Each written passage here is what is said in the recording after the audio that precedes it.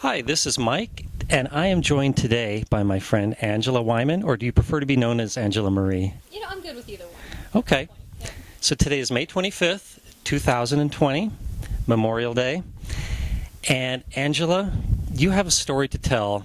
You are a coronavirus survivor. You're the only one I know directly who's had it. That's wild.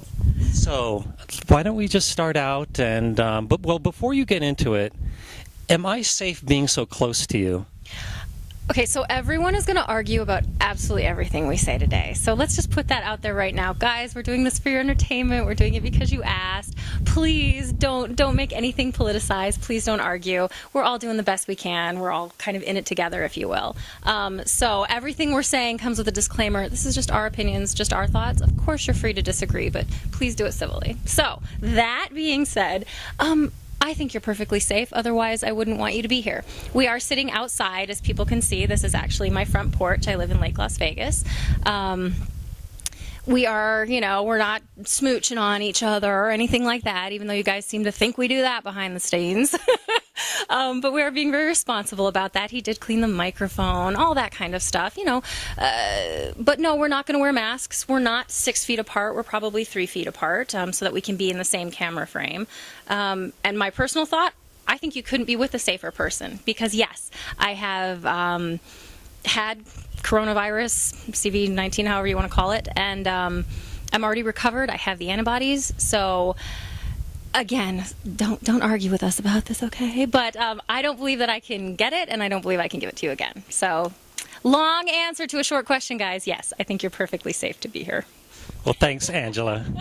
I have a lot of questions for you, but why don't we just start out by you telling your story? You got it. Okay, I'll let you hold the microphone and take it away. Okay, I will try to be more succinct than that first disclaimer was, guys.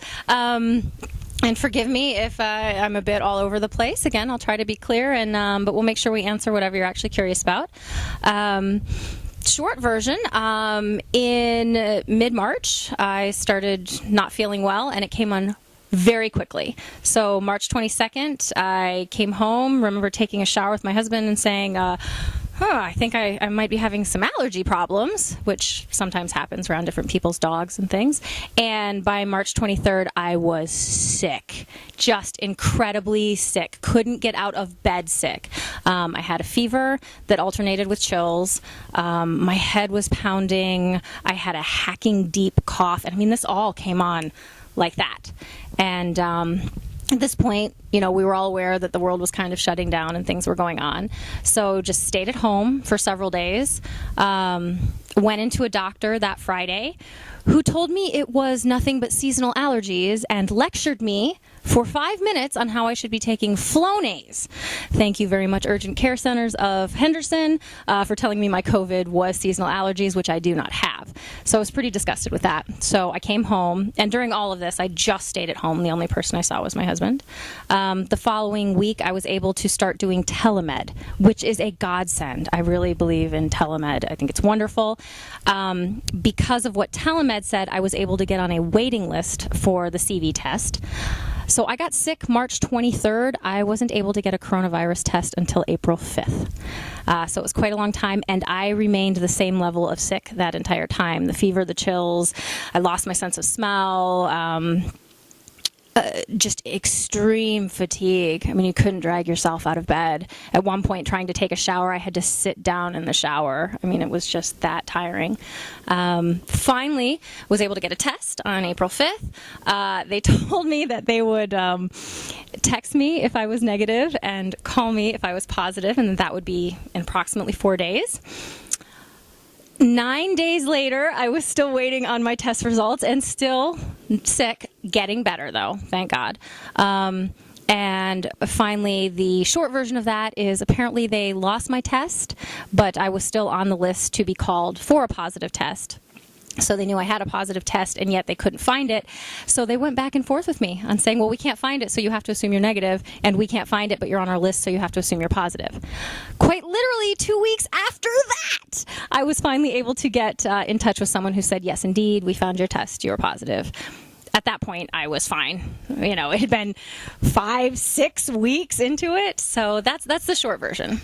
And I know there's a lot of details. People are kind of curious, like what it was like. I can't say enough. People have been very, very sweet about asking me, were you scared? Were you afraid? And I really want to be clear, no, I wasn't.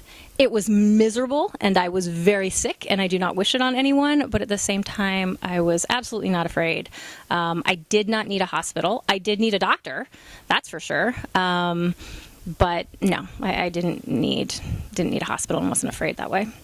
So that's kind of the short version of it. I guess specifically, I know people were asking you questions to kind of ask me about it, so I think I'm going to throw it back to you so that I can answer those things and not dodge any of the things you guys actually want to hear. Thanks, Angela. So you did say that you needed to see a doctor. So what did the doctor do for you? Did you ever have to go to a hospital? So the first doctor was just terrible, and that's the one that told me I had seasonal allergies all of the sudden in my late 30s, and they did nothing for me. They wanted to put me on just allergy medications. I believe 6 or 7 allergy medications, so they were no help. But the telemed, who was fantastic, they prescribed me azithromycin, a Z-Pak, and Tessalon pearls, which are a non-narcotic cough medicine, and an inhaler. And I'm afraid I don't remember which of the inhalers that was. And that all helped a lot. It helped relieve some of the symptoms. They weren't able to give me any of the more experimental medications because I had not yet had a positive test. Definitely didn't need a hospital. I didn't need to be in isolation. I didn't need to be taking up those resources. I was fine to just be at home, drinking lots of water. I mean, I drank gallons of nothing but warm water with Manuka honey in it because it did help quiet the cough a little bit. I couldn't eat for a while, which is funny. I know someone asked about like how much weight I lost. Thanks for thinking I lost weight. I didn't, even though I didn't eat for multiple weeks. I was so puffed up from those medications and from the coughing. My face and throat were very, very swollen just from that activity. But yeah, no, I stayed right about the same as far as all that went. And I do think that the medications helped. They certainly helped relieve the symptoms, if nothing else. I did isolate. My house is large enough, luckily, that we have a spare bedroom and bathroom. So I stayed in there as much as I could, at least for the first week and a half. And then when I started having a little more energy, I did venture into my own front room. So, but again, I don't have anyone with any of those underlying conditions in my house. I don't have kids. I don't have I didn't have senior people in my house or anything like that. So it's pretty safe that way. So I think that was the question about medications and telemed. So, and the third, I had to go through a third telemed as well as I continued to stay ill. And unfortunately at that point, there was still nothing more they could prescribe to me. But they just kind of checked in with me and were able to give me things for the symptoms. So I have a lot of medication allergies, unfortunately. I can't take any opiates. I can't take anything even in that family. So as far as pain relievers, I'm pretty limited. Mm-hmm. Yep. While you were waiting for the test results, it sounds to me like there couldn't be much doubt that you... No, I know where you're going with that. There was no doubt in my mind at that point what I had. I had every symptom. You could just check it off. I mean, I had the fever and the chills. I had the hacking cough. I had the loss of the sense of smell, which then, of course, you lose your sense of taste. I had the full body exhaustion. I mean, I had everything, and we're in the middle of that pandemic. So there was no doubt in my mind.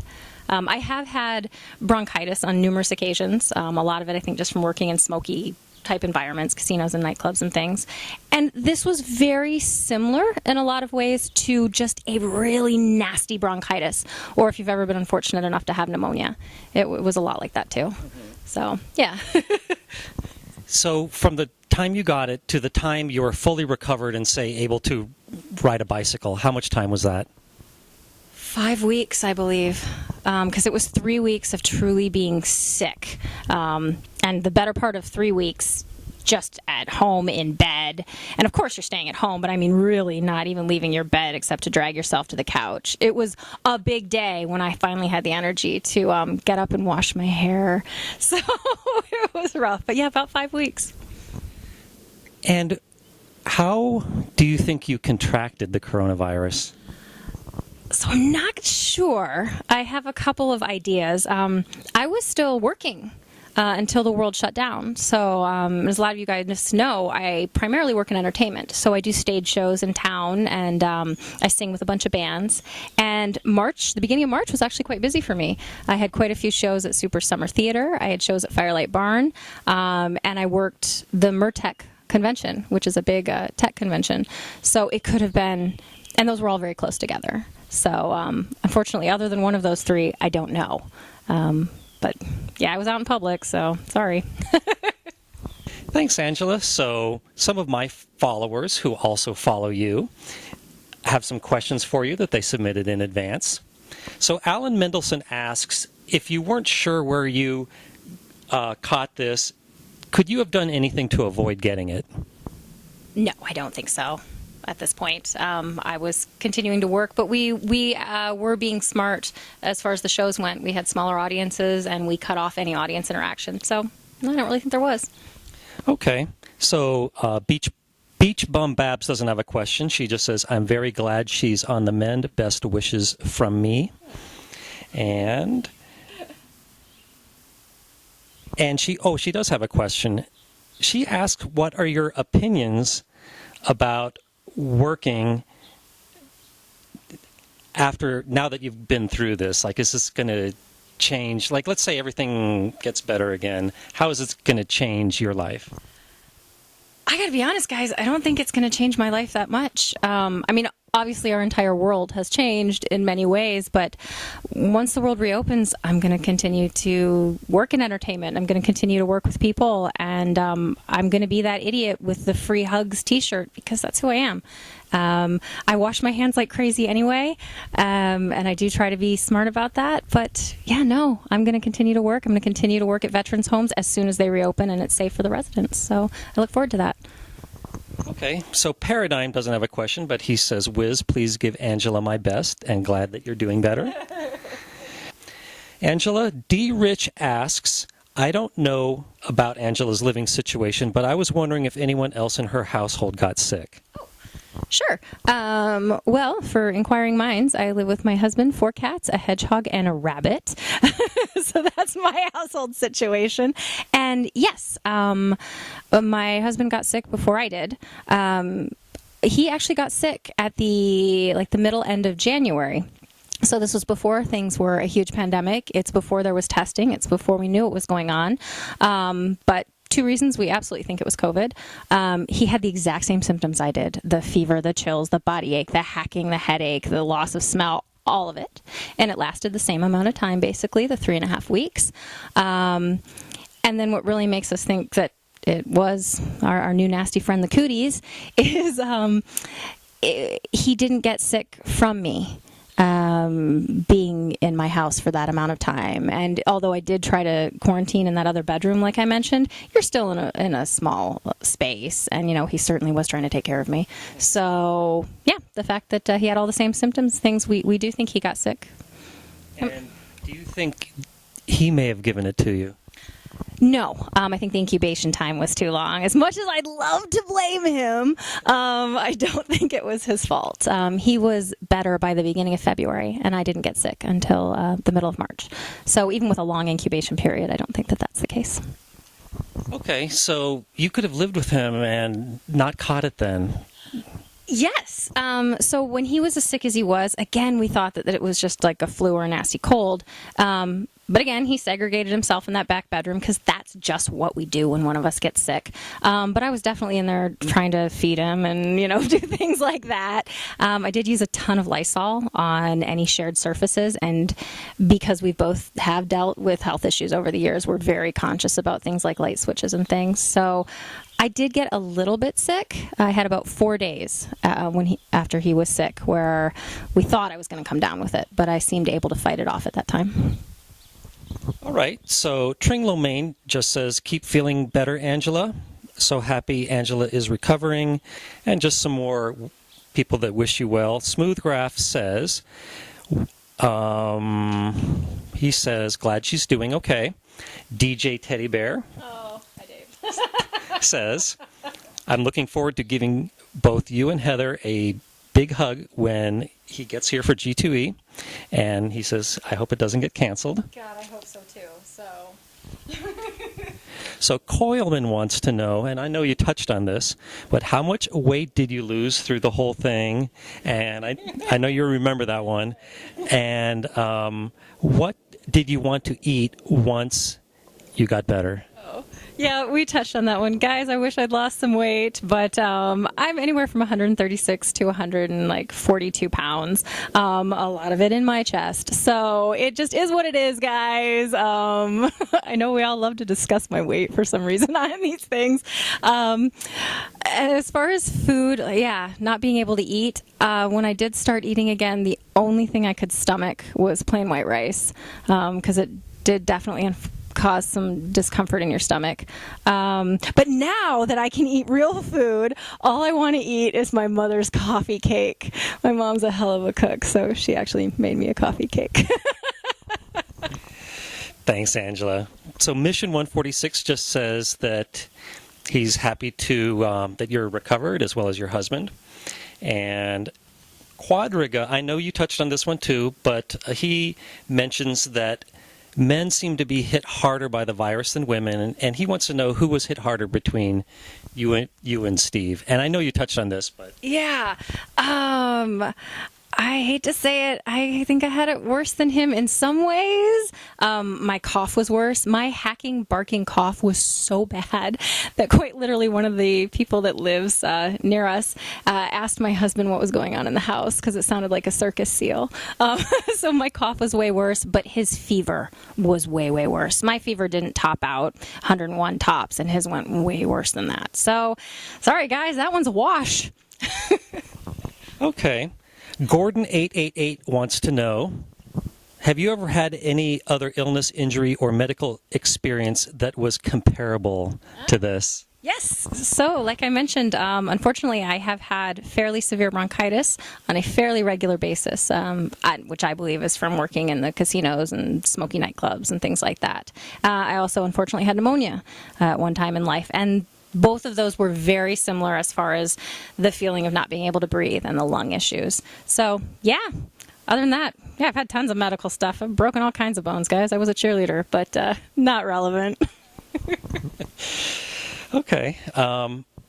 Michael Reddy says, Angela, best wishes for a rapid recovery.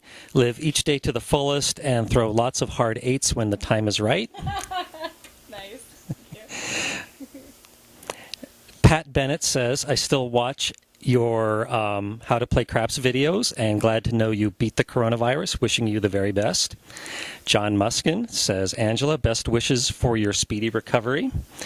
And Angel Espino says, we wish you a quick recovery. Doug Veman says, hope you feel better soon, Angela. So I know that I mentioned that you're the only one I know that has had the coronavirus, but a very well-known person on my forum who goes by Cool J also got it. And he has some questions for you based on also surviving it. He wants to know specifics about your experience. So his first question is, did you experience a second wave of illness? And I know you've touched on this, but if you could just address it directly. Sure. I'm very glad that you're also feeling better. So, yay. Yay for good immune systems. No, I didn't really have a second wave of illness. I pretty much just stayed sick. The only thing that would have been like a second wave was just how long it took to get my breath back and to get any energy back. But no, I didn't get better and get worse and get better. I hope you didn't either, because that would have really sucked.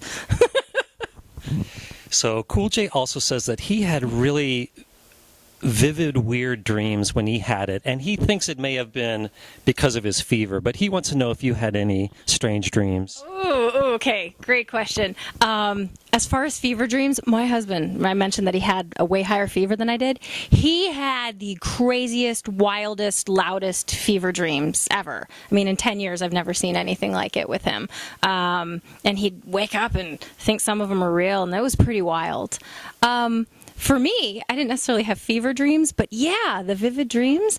But I actually read that a lot of people in quarantine are having that it's just kind of this, I don't know, not a mass hallucination, but that a mass symptom, if you will, of what's going on in the world, the stress or just the difference or whatever it is. But yeah, I'm having crazy, wild, vivid dreams. Yeah. So yeah, I want to talk about those off camera. So next, Cool J asks if you have any lingering fatigue issues, which he says that he is suffering from. Oh, I'm sorry to hear that. No, at this point, I pretty much feel back to normal. It did take that several weeks after being sick. One of the things I did to try to get just my breath and energy back was, as you might be able to see in the background, I live in a very rural part of Las Vegas, so there's plenty of space I can walk around, and I would set goals to walk just a little farther each day. And I mean, it really started with, I'm going to walk to the mailbox and walk back, and that would be it. And I'd be exhausted and go back to sleep. But at this point, you know, I do 4 to 5 miles up and down the hills every day. So best of luck, because, hopefully, I mean, at this point, I'm back, so you'll get there. So Cool J's final question is, he at first thought that he was totally safe, that he had the antibodies, but now he's getting worried that there may be different versions of the coronavirus, and he's very concerned with the situation with the Theodore Roosevelt of people getting it twice. So what are your thoughts on that? Ooh, okay. I'm going to try to be very careful here. I personally am not worried about getting it again, but absolutely I agree that there's probably dozens of strains because it's a virus, and unfortunately that just kind of is the case with those things. But also with the case with viruses, again, with all the upper respiratory things I have had in the past, generally, once I get it once, I'm good for at least the season. So yes, I do get upper respiratory infections every year or so, but not back to back. And the worse it is, the longer it seems to take to get another one. I'm not a scientist. I'm not a doctor. But I'm not afraid of getting it again at this point. And frankly, if I get it again at this point, I know what to expect. It's going to be a miserable 3 weeks. And I apologize to everyone who has to hear me coughing. But then I'll get through it. And I'll get on with life. And hopefully all your symptoms clear up. And hopefully you don't get it again. But yeah, I mean, no one really knows at this point. So the best you can do is not get mired in the worry and don't get mired in the fear. You know, and I don't know where you live. Hopefully it's not in some of the really terrible hot spots where you are locked down. And so long as it's not one of those places, go outside. You'll feel so much better. Okay, so I know you said that you didn't want to talk about politics, but you see on the news every day that the big debate is, are we taking this too seriously, not seriously enough? How do we strike a balance between trying to get the economy going again and keeping casualties to a minimum? And in particular here in Las Vegas, I think that they're going to be allowed to open casinos on June 4th as long as certain conditions are met. So do you think that we should have opened them already? Is June 4th good? Do you think we should wait longer? Just what are your whole thoughts on that whole controversy? To put me in the firing line. All right, guys. Okay, well, honestly, I think the big thing is just don't live in fear. Be smart, be intelligent, try to educate yourself. But there's so much information and bad information out there. And I think so much of this has become politicized. And that's awful. The minute something like this becomes politicized, everybody ceases to listen to each other and ceases to listen to scientific advice and begins to only listen to their team and what my team wants. And everything else goes out the door, and that's asinine. The end of the day, of course, every human life is precious, and we all want to protect each other, and we all want to do the best we can for that. That being said, I don't believe in quarantining the healthy. I don't think that's even what the word quarantine means. I'm pretty sure that's not what we've done throughout history. Absolutely. People who are at higher risk, we need to take steps to protect them. No question about that. And I think we all want to do that. You know, I don't care what side of the political fence you sit on. I don't believe that anybody's walking around wanting people to die. I worry a lot about the unforeseen repercussions of having shut everything down. I worry about the deaths of despair. Again, working in the entertainment industry, I see so many people who struggle with mental health. It is a real issue. And I am definitely concerned about people who are in fear of losing their homes, who've gone through their savings, who don't have any work. Here in Nevada, gig workers, we're still fighting to get even our unemployment, even though they say the system's opened, it isn't really. And I worry about those people and the toll it's going to have on them. I worry about the suicides we're going to see. I worry about the domestic violence. I worry about just the lost opportunities and the lack of happiness that would have existed. Honestly, I worry more about that than about the virus itself. When this first started, nobody had any idea. But now that it's gone long enough, we do have a lot of data, and if we can actually just look at that versus looking at our politics on things, I think we can come to a happier middle ground. If you want to wear a mask and stay in your house, wear a mask and stay in your house. That's fine. Let's get some systems in place where you can do that. If you want to go back out and work, let's make that happen too. I personally am going to go back to work the instant I can. No, I won't go back into the veterans' homes that I regularly work in. I won't go back to the senior centers that I'm usually in weekly because they are a higher risk population. And even if I do have the antibodies, that's not something that I think we've come to a consensus on yet. However, the 80s band I sing with, if we want to go sing in front of a bunch of young, healthy people who also had this and were just asymptomatic, I think that's a pretty safe thing to do coming up. I want the casinos to open. Again, I don't want people to lose their homes, lives, cars because of a lack of money. Money isn't everything, but it matters. If you are freaking out every day about how you're going to make that next payment, pretty hard to have a happy life. So yeah, I want things to open. Yeah, and I'm fine with them trying new things and being more careful. It's not like we're going to be licking the dice anyway. I mean, let's face it, casinos are kind of dirty environments. It's great that they're going to wash the chips. I have no problem with that. And I love that we're going to be using more hand sanitizer. I do not endorse the policy of four-person poker. My husband was a professional poker player for a long time, and so we have opinions on that. I would personally rather just see the tables not open. I think 3 people at a blackjack table is destined to fail, but I would like to be wrong, and you have to start somewhere. So you guys know I'm an eternal optimist, and as a raging libertarian, I'm also raging mid-ground on finding how to do things. I'm not an anarchist. So I don't know if that answers the question. I hope it did. I want to see Vegas open up. I'm seeing so many people with this dark cloud of fear. And if you sit in your house all day on social media and reading just certain news sites, you're going to be miserable and you're going to be afraid. And that's not okay. That's really not okay. So I really hope to see that change. So, Angela, would you like to put in a plug for your 80s band?